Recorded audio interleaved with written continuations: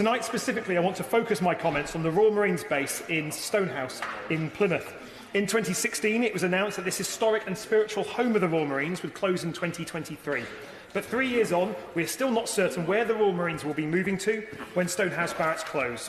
As the Member of Parliament for Plymouth, Sutton and Devonport, I'm proud to make the case for the Royal Marines, the pride and joy of our armed forces, to continue to stay based in Plymouth, their spiritual home for over 300 years. We all know that the Royal Marines are the finest fighting force the UK has, with unique and valued capabilities. It is with great regret that morale of our Royal Marines is suffering, in part due to uncertainty over future basing.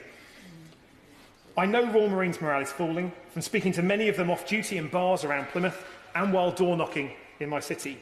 The latest Armed Forces Continuous Attitude Survey suggests there's been a significant fall in morale across the services.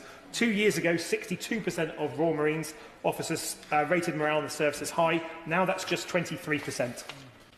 Since 2010, Plymouth has been on the hard end of cuts to our Royal Navy and Royal Marines. With cuts to 4-2 Commando, the loss of the Royal Citadel and the sale of our Royal Navy flagship HMS Ocean at a bargain price to Brazil, we know that ministers have cut more often than they have invested.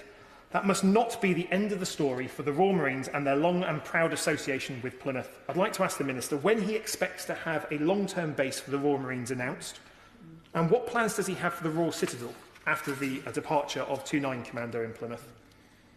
Mr Speaker, the Royal Marines dedicate their lives to the protection of our country and to our national interests. The least we need to do is ensure that they have certainty about where they will be based. And I would encourage the Minister to use all his energies of his office to ensure that Brexit does not bounce or bump this statement.